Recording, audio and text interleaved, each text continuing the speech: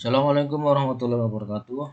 Selamat berjumpa kembali. Pada video kali ini saya akan bahas tentang peluang suatu kejadian. Pada pertemuan yang sebelumnya kita sudah belajar tentang ruang sampel dan suatu kejadian. Pengertiannya untuk kejadian atau disebut dengan event, dilambangkan dengan E, merupakan himpunan bagian dari ruang sampel.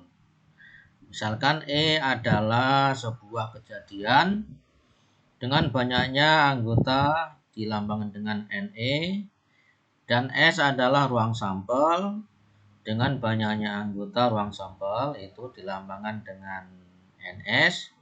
Maka peluang kejadian E didefinisikan sebagai berikut, yaitu PE sama dengan NE per NS, di mana PE itu artinya peluang kejadian E, sedangkan NE adalah banyaknya anggota kejadian E, dan NS itu adalah banyaknya anggota ruang sampel. Selanjutnya untuk kisaran nilai peluang suatu kejadian itu berada di antara mulai 0 sampai dengan 1. Ya. Artinya sebuah kejadian yang besarnya itu sama dengan 0 itu disebut dengan mustahil, tidak mungkin terjadi. Sedangkan peluang kejadian E yang nilainya 1 itu disebut dengan pasti atau kepastian. Bisa jadi peluang sebuah kejadian itu berada di antara itu, antara 0 dan 1. Semakin besar peluangnya, maka nilainya akan mendekati dengan 1. Ya, untuk selanjutnya kita bahas soal satu persatu. Ada 5 soal nanti yang akan kita selesaikan. Untuk nomor 1, sebuah dadu dilempar 1 kali, tentukan peluang muncul mata dadu genap. Kemudian yang B, peluang muncul mata dadu kurang dari 3. Jadi gambar dadunya seperti ini. Ini merupakan dadu bermata 6, di mana sisi-sisinya diberikan angka ataupun tanda bulatan-bulatan seperti ini. Ini maksudnya dadu muncul mata dadu 1, kemudian sebelah sini adalah 5, yang atas ini 3. Jadi yang dimaksud dengan muncul mata dadu genap ataupun mata dadu kurang dari 3 itu yang kita perhatikan adalah sisi atasnya. Kalau posisinya seperti ini dinamakan muncul mata dadu angka 3. Jadi untuk sebuah dadu jika dilemparkan 1 kali, maka ruang sampelnya adalah muncul sisi dadu bermata 1, 2, 3, 4, 5, dan 6. Maka banyaknya anggota itu adalah sama dengan 6 ya. Kemudian yang A yang ditanyakan adalah peluang muncul mata dadu genap. Kita misalkan A ini adalah kejadian muncul mata dadu genap. Mata dadu genap itu berapa saja, yaitu muncul mata dadu 2, bisa 4, bisa 6. Ya, banyaknya ada 3. Dengan demikian muncul mata dadu genap itu sama dengan NA per NS. NA-nya ada 3, NS-nya ada 6, sehingga peluangnya adalah 3 per 6 atau sama dengan setengah. Selanjutnya untuk yang B, peluang muncul mata dadu kurang dari 3. Misalnya kejadiannya kita lambangkan dengan B, di mana B adalah kejadian muncul mata dadu kurang dari 3. Nah, angka kurang dari 3 itu sama dengan 1 atau 2. Jadi hanya muncul mata dadu 1 atau 2. Berarti banyaknya anggota yang mata dadunya kurang dari 3 ada 2. Dengan demikian peluang kejadian muncul mata dadu kurang 3 berarti NP per NS berarti 2 per ruang sampelnya ada 6 sama dengan 2 per 6. Kalau disederhanakan itu sama dengan 1 per 3. Ya, kita lanjutkan untuk soal yang kedua. 2 uang logam 500-an ditos bersamaan 1 kali. Berapa peluang muncul keduanya gambar? Jadi uangnya ada 2. Misalkan ini uang pertama, ini uang kedua. Yang dilihat nanti adalah yang berada di sisi atas. Kalau ini kita tos bersama, misalkan kita jatuhkan di lantai atau di papan yang di bawah itu ya. Maka nanti kalau yang di atas itu seperti ini artinya muncul sisi gambar. Kalau yang di atas seperti ini artinya muncul sisi angka. Nah, kalau uangnya itu ada 2, sementara kalau sebuah uang itu kan ruang sampelnya ada 2, sisi gambar angka. Uang kedua juga sisi gambar angka. Sesuai dengan kaidah perkalian, maka banyaknya ruang sampel untuk 2 uang logam yang ditos bersamaan itu sama dengan 2 kali 2 sama dengan 4. Bisa juga dengan cara menjabarkan ya, kalau 2 uang logam ruang sampelnya adalah A. A itu artinya uang pertama itu muncul angka, kedua juga angka. Bisa AG, bisa juga GA, atau bisa juga keduanya adalah muncul gambar. Sehingga kalau kita hitung banyaknya itu ada 4, ruang sampelnya ada 4. Misalnya A adalah kejadian muncul keduanya gambar. Nah, kalau kita lihat dari ruang sampel ini yang kejadian yang muncul keduanya gambar yang mana? Berarti ini yaitu GG. Banyaknya hanya ada 1. Jadi kejadian A itu hanya 1 macam saja, yaitu GG. Dengan demikian peluang muncul keduanya gambar yang dilambangkan dengan PA itu sama dengan NA per NS, NA-nya 1, NS-nya ada 4. Sehingga peluangnya adalah 1 per 4. Ya, jadi ini adalah peluang kejadian jika percobaannya adalah melempar atau mengetos 2 uang logam. Selanjutnya kita lanjutkan untuk soal nomor 3. Nah, ini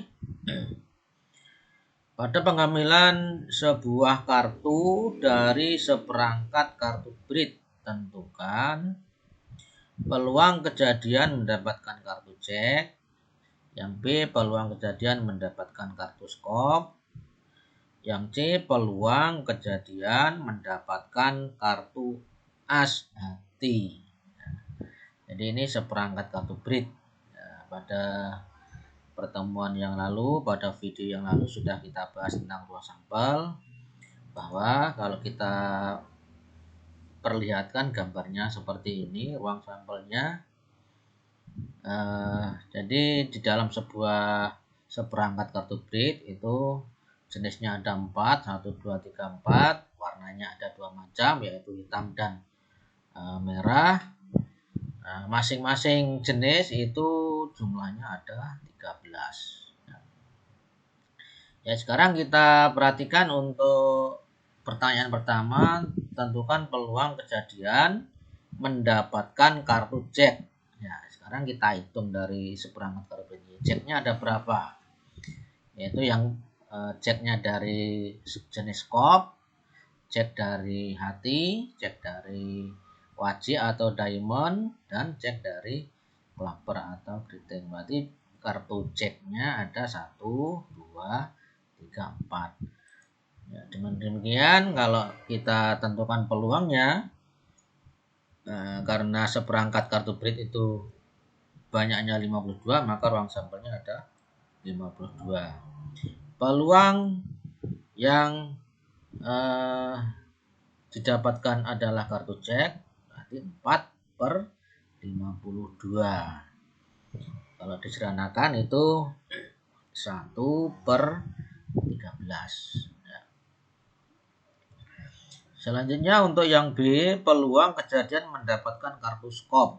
Ya, ini skopnya yang mana ini? Yaitu yang jenis atas ini ya. Ini ada yang menyebutnya skop, ada juga yang menyebutnya dengan waru. Boleh saja waru atau skop karena bentuknya seperti kop, atau dan waru juga boleh. Nah, berapa pulang kejadian mendapat kartu skop? Kartu skopnya ada berapa jumlahnya? Ini yang mulai asnya 1, bernomornya 9, berarti ini 10, 11, 12, 13. Berarti skopnya ada 13, ruang sampelnya ada 52. Jadi peluang terambilnya atau mendapatkan kartu skop berarti banyaknya skop, kartu skop per ruang sampel. 13/52. Kalau disederhanakan itu sama dengan 1/4. Selanjutnya yang C, peluang kejadian mendapatkan kartu as hati. Nah, kita lihat mana hati itu yang ini ya. Asnya yang mana? Ini ada 1. As hati jumlahnya hanya 1. Kalau as keseluruhan kan ada 4, masing-masing asnya 1. Tapi yang di sini yang ditanya adalah mendapatkan kartu as hati. Nah, berarti hanya 1, sehingga peluangnya itu adalah 1/52. Ini untuk mendapatkan kartu as hati. Oke, kita lanjutkan untuk soal berikutnya, yaitu soal nomor 4. 2 dadu bermata 6 dilempar secara bersamaan sebanyak 1 kali. Hitunglah peluang kejadian muncul jumlah kedua mata dadu adalah 7. Yang B, peluang mata dadu keduanya ganjil. Nah, ini dadunya ada 2. Jadi kalau sebuah dadu ini kan ruang sampelnya ada 6. Kalau 2 dadu maka ruang sampelnya sesuai dengan kaidah perkalian yaitu 6 kali 6 sama dengan 36. Kalau kita tunjukkan dengan cara mendaftar, membuat tabel, maka gambarnya seperti ini. Ini mata dadu pertama, mata dadu kedua, maka ruang sampelnya adalah pasangan antara mata dadu pertama dan kedua. Mata dadu pertama 6, dadu kedua 6, maka peluangnya adalah ruang sampelnya adalah 6 kali 6 sama dengan 36. Untuk yang A muncul jumlah kedua mata dadu 7. Coba kita lihat pasangan yang jumlahnya 7 itu mana saja. Itu mulai dari sini ya. 6,1 ini kalau dijumlahkan 7. Nah, bisa juga 5 dengan 2, 4 dengan 3, 3 dengan 4, 2 dengan 5, atau 1 dengan 6 ya. Jadi kalau ruang sampelnya itu 6 kali 6, 36. Gambarnya seperti ini tabelnya. Untuk A adalah jumlah kedua mata dadu tadi 7. Kalau kita daftar anggotanya ini 1, 6, 2, 5, 3, 4 dan seterusnya. Jadi ada 6. Maka peluang jumlah kedua mata dadu 7 itu sama dengan 6/36. Kalau disederhanakan sama dengan 1/6. Untuk yang B muncul mata dadu keduanya ganjil. Coba kita lihat dari tabel yang keduanya ganjil. Berarti kan contohnya ini 1, 1, 1, 3. Ini kan keduanya ganjil. Kemudian 1, 5, 3, 1, 3, 3, 3, 5, 5, 1, 5, 3, 5, 5. Ini kalau kita hitung tadi ada 3 kali 3 ada 9 ya. Muncul misalnya kejadiannya kita namakan dengan B, yaitu muncul kedua mata dadunya ganjil. Di daftar ini jumlahnya ada 9. Dengan demikian kalau kita tentukan peluangnya berarti NB-nya sama dengan PB-nya, peluang kejadian keduanya ganjil, berarti NB per NS 9/36. Hasilnya kalau kita sederhanakan sama dengan 4. Oke. Selanjutnya soal yang terakhir untuk soal yang nomor 5. Ini 3 keping uang logam ditos bersama-sama 1 kali. Bila A adalah kejadian muncul 2 gambar dan 1 angka, maka tentukan PA. Tadi kalau 1 uang itu kan ruang sampelnya 2. Kalau 2 ruang sampelnya tadi kan 4. Kalau 3 itu berarti 4 kali 2 yaitu 8. Kalau misalnya kita mau mendaftar ruang sampelnya dari 3 uang logam itu, maka S-nya adalah AAA, itu artinya ketiga uang logam muncul sisi angka. AAG artinya pertama angka, kedua angka, ketiga gambar. AGA angka, gambar angka, GAA gambar angka-angka dan seterusnya sampai terakhir gambar semua. GGG artinya muncul gambar semua. Seperti posisi ini kan semuanya gambar. Gambar. Kalau dihitung semuanya, ruang sampelnya ada 8. Misalnya A adalah kejadian muncul 2 gambar dan 1 angka. Ya kan, berarti kan ini 2 gambarnya. 1, 2, 3. 2 gambar, 1 angka. Yaitu bisa AGG, GAG, dan GAA. Banyaknya ada 3 titik sampelnya. Dengan demikian, peluang muncul 2 gambar dan 1 angka berarti 3/8.